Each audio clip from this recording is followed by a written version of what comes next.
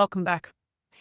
This is a brief video to explain to you the new seller's disclosure regime, which will take effect in Queensland on the 1st of August 2025. So I will be providing a much more descriptive video about this closer to the 1st of August 2025, but I just need you to know that this is happening.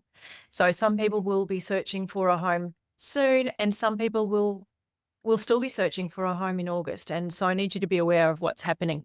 So in Queensland, the Property Law Act of 1974. Okay, so that's a long time ago. How many years ago is that? That's like 50 years ago. This Property Law Act was created. So a new Property Law Act called the Property Law Bill was passed in 2023. And it all comes into effect on the 1st of August 2025, which is very exciting for the real estate industry. It's good for buyers. It's not so exciting for sellers or the sales agents. There's a little bit more work that they have to do.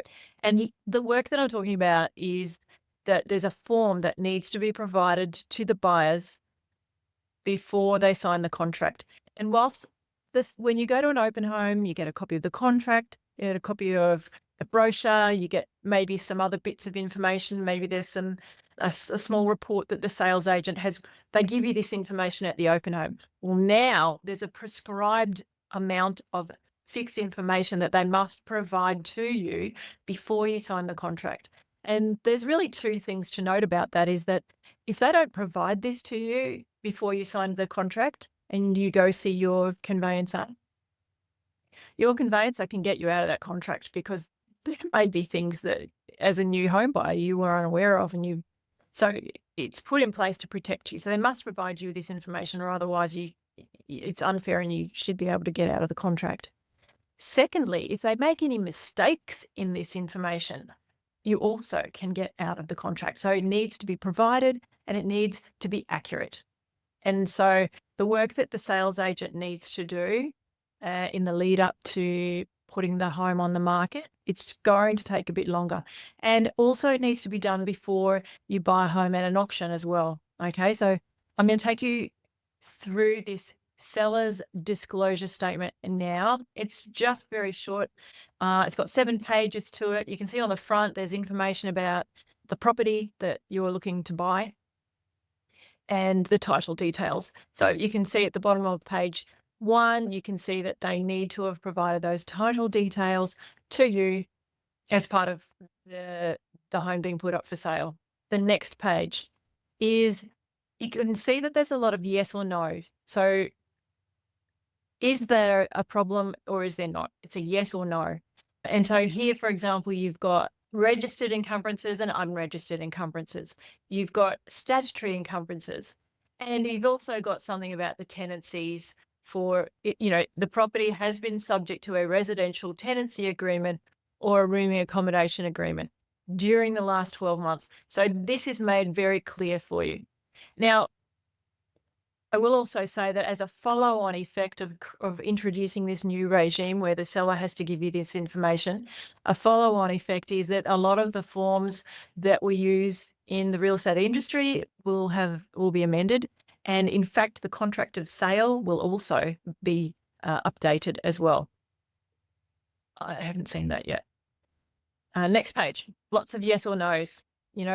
Trees. Is there a tree order or a dispute with a neighbour about a tree that's on the property or on the neighbour's property? Yes or no?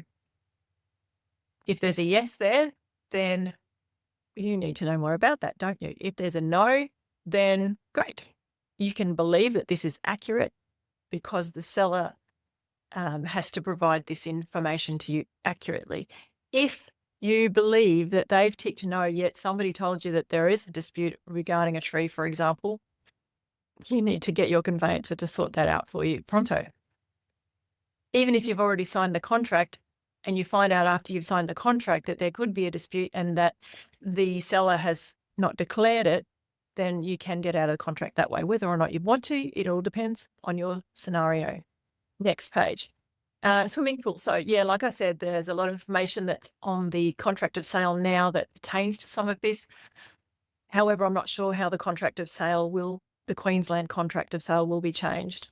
You can see rates and water will be actually put down here on this floor. And finally, on this last page, or it's the second last page, there's more information about body corporate. So if you're purchasing a freestanding home on a block of land, well, this page doesn't apply to you. The seller doesn't need to provide this information, or there won't be anything to provide on this page. But if you are purchasing a home that is not freestanding and it's part of a body corporate, unit, townhouse, duplex, something in a small estate, then this page may apply. Final page is where the signature of the seller is, and that's the seller saying that they have provided everything accurately for you, the buyer. So go through this form and just know that it's coming on the 1st of August. If you're looking like you're still going to be purchasing your home in the 1st of August, then you will want to look out for that extra video that I will upload just before the 1st of August, or probably in July. Take care.